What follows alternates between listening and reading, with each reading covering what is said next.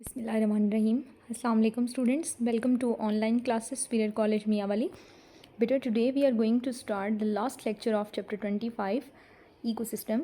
बेटा टॉपिक है हमारे पास flow of energy within an ecosystem. ठीक है. अब बेटा वो कहता है कि डिफरेंट ट्रॉफिक लेवल्स की आपने बात की.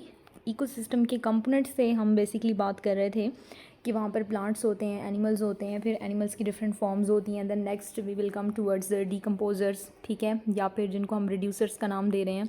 तो डिफरेंट ट्रॉफिक लेवल्स की हमने बात की थी कि बेसिक ट्रॉफिक लेवल से जो एनर्जी है वो आगे नेक्स्ट लेवल्स पे ट्रांसफ़र होती है. ठीक है. तो अब बेटा हमारे पास जो सनलाइट है that is the ultimate source of energy.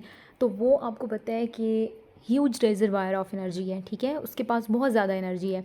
तो अब वो कहता है कि सूरज से आने वाली जो एनर्जी है क्या वो सारी की सारी प्लांट्स कंज्यूम करते हैं और फिर उसमें से कितने % प्लांट खुद यूटिलाइज़ करते हैं और फिर नेक्स्ट ट्रॉफिक लेवल पे वो कितनी एनर्जी ट्रांसफ़र करते हैं, फिर उससे नेक्स्ट लेवल पे कितनी जाती है. ठीक है.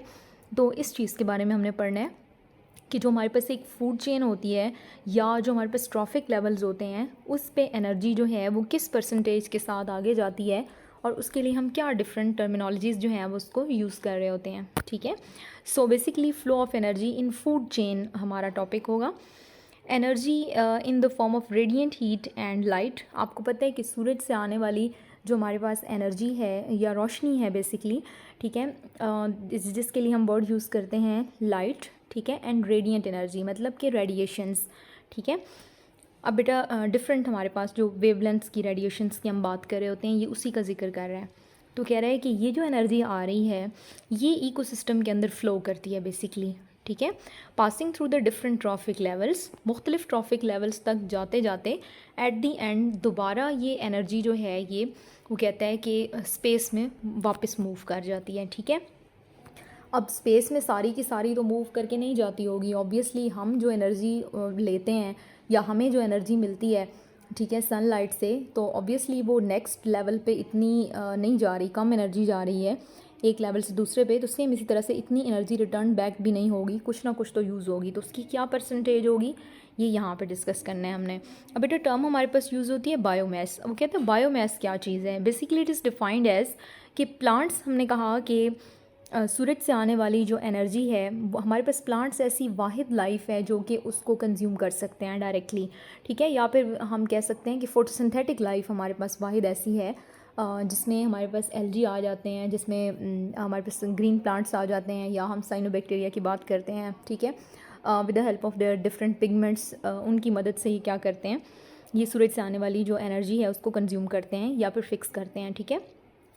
अब वो हमारे पास क्या कहलाती है, मतलब कि प्लांट्स जो हैं जितनी भी एनर्जी लेंगे उससे फोटोसिंथेसिस के ज़रिए जो वो ग्लूकोज बनाएंगे वो उनकी ग्रॉस प्राइमरी प्रोडक्शन कहलाएगी. ठीक है. ग्रॉस प्राइमरी प्रोडक्शन बेसिकली आपके पास क्या होती है, वो टोटल अमाउंट ऑफ एनर्जी जो कि सूरज से आई है प्लांट्स तक, ठीक है, और उन्होंने उसको यूजेबल फॉर्म में कन्वर्ट कर दिया है. The amount of energy left after plants have met their respiratory needs. Obviously अब बेटा प्लांट्स जो होते हैं ना, प्लांट्स जब सूरज से एनर्जी लेते हैं तो वो सबसे पहले जब ग्लूकोज बनाते हैं, शुगर्स बनाते हैं, तो वो अपनी रिक्वायरमेंट पूरी करेंगे. ठीक है. अपनी रिक्वायरमेंट क्या होती है एनर्जी की, कौन सी फॉर्म हमारे पास यूजेबल फॉर्म है, दैट इज़ ATP. ठीक है. जो हमारी रिस्पायरेटरी जितनी भी तरह की सेलुलर एक्टिविटीज़ होती हैं उसको जो है वो परफॉर्म करने के लिए हमारे पास ज़रूरी होती है, ये इंपॉर्टेंट होती है. ठीक है. सेलुलर रिस्पायरेशन के प्रोसेस के दौरान बनती है. अब बेटा वो कहता है कि पहली जो लाइन है बेसिकली उसमें वो बात कर रहा है कि भाई सूरज से आने वाली रोशनी की मदद से प्लांट्स ने फोटोसिंथेसिस कर ली. ठीक है. सेकंड स्टेप में अब वो कहता है कि भाई वो जो फोटोसिंथेसिस की है, ग्लूकोज बनाया गया है, तो उसको प्लांट खुद कंज्यूम करते हैं. ज़ाहिर सी बात है अपनी ज़रूरियात को उन्होंने पहले पूरा करना है. तो अब वो उस ग्लूकोज को क्या करेंगे, उसकी ब्रेक डाउन करेंगे एट सेलुलर लेवल जहाँ से उनको ATP मिलेगा. ठीक है. अब बेटा हमें पता है कि रिस्पायरेटरी नीड्स का जो वर्ड यूज़ कर रहा है यहाँ पर, ये सेलुलर रिस्पायरेशन की बात कर रहा है, ये ATP की फॉर्म में एनर्जी की बात कर रहा है. ठीक है. तो टोटल एनर्जी जो सूरज से आएगी, प्लांट्स उसको फोटोसिंथेसिस के प्रोसेस से गुजार के ग्लूकोज में कन्वर्ट करेंगे, देन उस ग्लूकोज से अपनी रिस्पायरेटरी नीड्स पूरी करेंगे. जो एनर्जी पीछे बच जाएगी, ठीक है, उसके लिए जो है वो हम क्या कह रहे हैं कि नेक्स्ट ट्रॉफिक लेवल पर उसको ट्रांसफ़र किया जाएगा. ठीक है.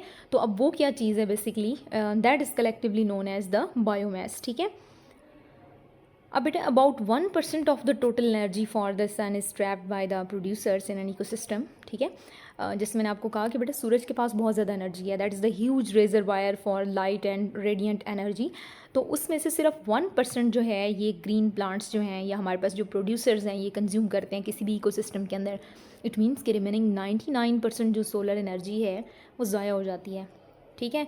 कहाँ जाती है? या तो वाटर के अंदर आती है, वहाँ से एवापोरेट करती है वाटर को, ठीक है, सॉइल को हीटअप करने में यूज़ होती है, या फिर आउटर स्पेस में लॉस हो जाती है। मतलब कि कुछ रेडिएशंस आती हैं वो सॉइल सरफेस के साथ टकराती हैं ज़मीन से और रिफ्लेक्ट बैक हो जाती हैं, ठीक है। तो 1% एनर्जी जो है वो सिर्फ़ और सिर्फ प्लांट्स कंज्यूम करते हैं। अब बेटा वो 1% एनर्जी ना सिर्फ प्लांट्स की नीड्स को पूरा करती है बल्कि वो डिफरेंट ट्रॉफिक लेवल्स पे जाती है आगे और तमाम तर जो लाइफ है हमारे पास उसकी रिक्वायरमेंट पूरी करती है।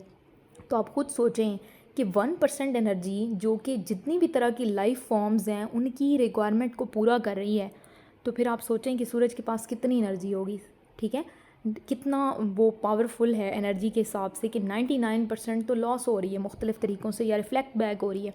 तो 1% जो है वो सारे के सारे ट्रॉफिक लेवल्स पे काफ़ी हो जाएगी, ठीक है।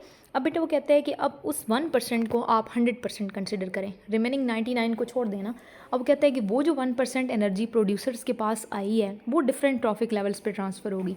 अब कितनी कितनी यूटिलाइज़ होगी? अब 1% फॉर एग्जांपल हमारे पास अब 100% के इक्वल है, ठीक है। अब वो एनर्जी है जो प्लांट्स ने कंज्यूम कर ली, यानी कि ग्रॉस प्राइमरी प्रोडक्शन है। अब वो कहता है कि ये एनर्जी जो है ये ट्रॉफिक लेवल से दूसरे पे ट्रांसफ़र होगी। अब जाहिर सी बात है बेटा, एक जो बेसिक ट्रॉफिक लेवल होगा ना यानी कि प्रोड्यूसर्स, उससे आगे जो प्राइमरी कंज्यूमर्स हैं ना, प्राइमरी कंज्यूमर्स वाले लेवल पे कम एनर्जी पहुंचेगी। क्यों बेटा? बिकॉज प्लांट्स जो हैं उन्होंने जब सूरज से एनर्जी ली है तो वो ख़ुद अपनी रिस्पायरेटरी नीड्स पूरा करेंगे, उसको पूरा करेंगे, देन जो बच जाएगी वो उसको नेक्स्ट ट्रॉफिक लेवल पे भेजा जाएगा, ठीक है। सो कहते हैं कि from producers to primary consumers, यानी कि फर्स्ट ट्रॉफिक लेवल से T2 लेवल पर, सेकंड ट्रॉफिक लेवल पर हर्बीवोर्स की तरफ 80 to 90% जो है of the last is original energy, ठीक है। 80 to 90% आगे जाती है। इट मीन्स कि 10% प्लांट्स जो हैं ये खुद फोटोसिंथेसिस के दौरान इस्तेमाल कर लेते हैं, 80 to 90% जो है वो नेक्स्ट ट्रॉफिक लेवल पर जाती है, ठीक है। इस heat is refer to as हम कहते हैं as a byproduct of respiration, ठीक है। However, a continuous flow of energy from the sun prevents the ecosystem from running down. अब वो कहते हैं कि सूरज से कॉन्टीन्यूसली एनर्जी आ रही है। अब देखो बेटा, क्वेश्चन ये भी रेज हो सकता है ना कि प्लांट्स जो हैं वो फ्यूचर के लिए एनर्जी स्टोर करके रख लें, सारी फ्यूचर के लिए भी स्टोर करते हैं, लेकिन इसके बावजूद कॉन्टीन्यूसली सूरज से एनर्जी आ रही है तो उन्होंने, जाहिर सी बात है, उनके पास पिगमेंट्स मौजूद हैं, तो वो जो प्रोसेस था हमारे पास लाइट रिएक्शन जी स्कीम, तो वो प्रोसेस जो है वो कंटिन्यू रहता है, ठीक है। तो कहते हैं कि ये जो एनर्जी का फ्लो है इकोसिस्टम के अंदर ये चलता रहता है, ये स्टॉप नहीं होगा, क्योंकि जो सोर्स है ना पीछे से, ठीक है, वो क्या चीज़ है, वो यूनिफॉर्म है, या हम कहते हैं कि एक प्रॉपर इंटेंसिटी के साथ जो है वो एक फिक्स उसमें मौजूद है। A pyramid of energy can be constructed showing energy transfer in a community of organisms, ठीक है। वो कहते हैं डिफरेंट ट्रॉफिक लेवल्स पे जो है हम आपको स्टेजेस दिखाएंगे कि सोलर एनर्जी सबसे पहले बहुत ज़्यादा, ठीक है, 1% एनर्जी इसमें कंज्यूम किया गया, प्रोड्यूसर्स के पास आई, और रिमेनिंग जो है आपके पास 10% उन्होंने कंज्यूम किया, और नेक्स्ट जो है वो अगले ट्रॉफिक लेवल्स पे ट्रांसफ़र हो गई, ठीक है। साथ साथ आपके पास डिकम्पोजिशन की एक्टिविटी हर ट्रॉफिक लेवल पे परफॉर्म हो रही है। अब बेटा यहाँ पे आपको क्वेश्चन आता है कि वाई जो शॉर्टर फूड चेन्स होती हैं ना, these are more important as compare to long food chains, ठीक है। Short food chain of 2 or 3 links support a community more efficiently than a long food chain of 5 links, ठीक है। where much of the original energy from the producers would never reach to those organisms at higher trophic level. अब जितनी आपके पास organism ज़्यादा होंगे ना, ये जितनी फूड चेन लंबी होगी, तो आपको पता है कि एक लेवल से दूसरे लेवल तक जाते जाते एनर्जी कम हो रही है ना, तो बेटा जितने ज़्यादा लेवल्स होंगे तो पीक के लेवल पे तो सबसे कम एनर्जी पहुंचेगी ना। तो अब वो कहते हैं कि जितनी शॉर्ट आपके पास फूड चेन होगी ना, उसके उतने ज़्यादा फ़ायदे होंगे, क्योंकि 3 से 4 लेवल्स तक सिर्फ चीज़ देनी होगी ना, ठीक है, तो सबको ज़्यादा से ज़्यादा चीज़ जाएगी। अब जैसे फॉर एग्जांपल बेटा, जनरली हम कोई बात करते हैं कि कोई चीज़ हमारे घर में आती है ना, ठीक है, डेली यूज़ की कोई चीज़ आती है। तो अब बेटा उसमें जितने कम नंबर ऑफ़ इंडिविजुअल्स में हमें उसको डिवाइड करना होगा तो ऑब्वियसली अमाउंट के हिसाब से वो चीज़ जो है वो सबको ज़्यादा ज़्यादा जाएगी। लेकिन अगर नंबर ज़्यादा हो जाता है, वहाँ पे नंबर ऑफ़ इंडिविजुअल ज़्यादा हो जाते हैं और चीज़ उतनी ही होती है, तो ऑब्वियसली फिर उसकी अमाउंट जो है वो हर इंडिविजुअल तक कम पहुँचेगी। ठीक है, तो ये बेसिकली वो बात करना चाह रहा है कि इकोसिस्टम के अंदर आपके पास जो शॉर्टर फूड चेन्स हैं उनका एडवांटेज होता है। नेक्स्ट बेटा वो डिकम्पोजर्स के हवाले से बात करता है कि are able to obtain energy by converting plants and animal tissues and waste into inorganic mineral ions. Decomposers के हवाले से बेटा या रिड्यूसर्स के हवाले से मैंने आपसे कहा था कि ये वैसे तो बिल्कुल सबसे जो आपके पास पीक का ट्रॉफिक लेवल होता है उस पर भी मौजूद होते हैं, लेकिन बेसिकली हर लेवल पे मौजूद हैं डिकम्पोजर्स। ठीक है, तो इनकी एनर्जी की रिक्वायरमेंट ईजिली पूरी हो सकती है। ठीक है, तो बेसिकली वो जो शॉर्टर फूड चेन में उसने जिक्र किया है ना, तो वो कहना चाह रहा है कि नंबर ऑफ़ एनिमल्स अगर कम होंगे तो फिर उसका फ़ायदा हो जाएगा। ठीक है, क्योंकि डिकम्पोजर्स तो बेटा उन्होंने तो डिकम्पोज करना है ना ऑर्गेनिक मैटर को, वो तो कोई भी चीज़ है अल्टीमेटली मैंने आपको कहा था लाइफ मौजूद है तो उसकी डेथ तो होनी है ना, तो वो तो प्लांट्स जब उनकी डेथ भी होगी तो ऑब्वियसली डिकम्पोजर्स तो वहाँ पर भी एक्टिविटी परफॉर्म करेंगे और अपनी एनर्जी की नीड्स जो हैं वहाँ से पूरा कर लेंगे। ठीक है, उसके बाद बेटा ये लास्ट डायग्राम में एनर्जी की अमाउंट के हिसाब से जो है इसने डिफरेंट ट्रॉफिक लेवल्स पे बताया हुआ है। तो आप देखें 10 जूल्स तक पहुँच जाती है आपके पास जो टर्शरी कंज्यूमर होते हैं कम होते होते एनर्जी।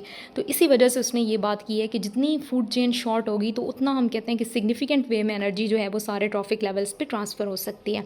ठीक है बेटा, सो that was all about the topic. Short सा टॉपिक था, एमसीक्यूज़ और शॉर्ट क्वेश्चंस के लिए बेसिकली इंपॉर्टेंट टॉपिक है। ठीक है, जिसमें बायोमास के हवाले से आपको जनरल सा क्वेश्चन आ सकता है, नेट प्राइमरी प्रोडक्शन के हवाले से आ सकता है। ठीक है, किस ट्रॉफिक लेवल पे जो है वो कितने % एनर्जी मौजूद होती है, ये क्वेश्चन आ सकता है। ठीक है, वैसे ओवरऑल अगर मैं चैप्टर 25 की बात करूँ तो बेटा chapter is of extreme importance. ठीक है, चैप्टर 16 आपका जो होगा जो कि इंटर में आपका सेकेंड चैप्टर बनेगा, तो उसके साथ जो है ये इसकी पेयरिंग स्कीम है। ठीक है, तो वो भी हमारे पास बहुत इंपॉर्टेंट चैप्टर है और ये भी है, तो इसको आप थोड़ा सा फोकस करके पढ़ेंगे क्योंकि देखने में और सुनने में चीज़ें जो है वो बहुत इजी लग रही होती हैं, लेकिन जब आप इसको अटैम्प्ट करते हैं थोड़ा सा प्रॉब्लमेटिक हो जाएगा।